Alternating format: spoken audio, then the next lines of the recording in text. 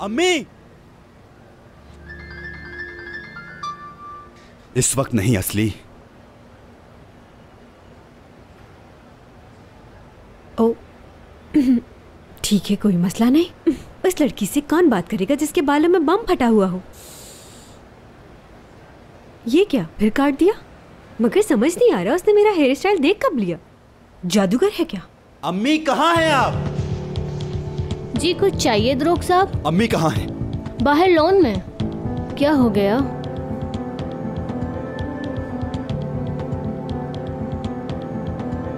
अम्मी, आज जल्दी आ गए दरूग बेटा। भाई से कोई डील साइन कराई है आपने?